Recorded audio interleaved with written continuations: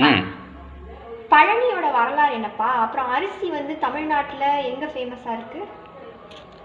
பழனி பழனின்ற பேர் வந்து தப்பான பேர். அதுக்கு பேர் வந்து பொன்முடை நெடுநகர் பொதினி இல்லை பொழினி. அதுதான் பழனியோட உண்மையான பேர். இதுதான் வந்து அகநானூறு புறநானூரில் பொதினியை பற்றி குறிப்பு இருக்குது. பொதினினா ஆர் பொழினினா கழனி செழுனி பொழினி, பொழில் ஆட்சி பொள்ளாச்சி.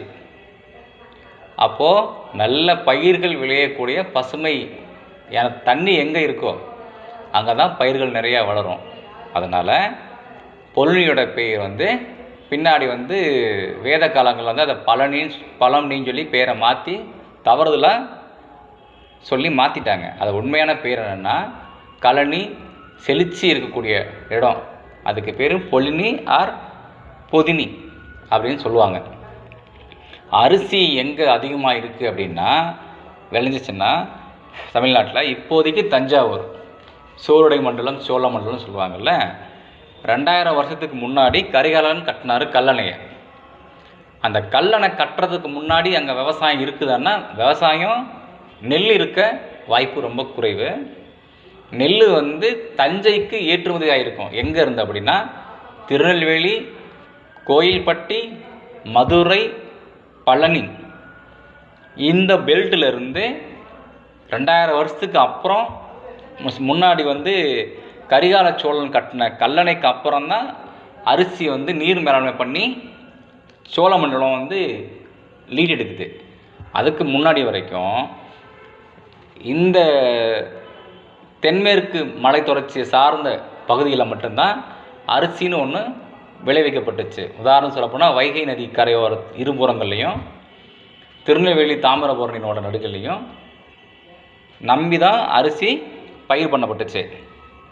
அப்புறம்தான் நீர் மேலாண்மையில் வந்து சோழர்கள் முன்னேறி அணை கட்டினதுக்கப்புறம் நெல் வந்து அங்கே பயிரிடப்பட்டுச்சு. அதுக்கு முன்னாடி தண்ணி எல்லாம் கடலில் தான் ஓடி சேரும். 6 மாதம் தண்ணி இருக்கும், 6 மாதம் தண்ணி இருக்காது, வறண்டு இருக்கும்.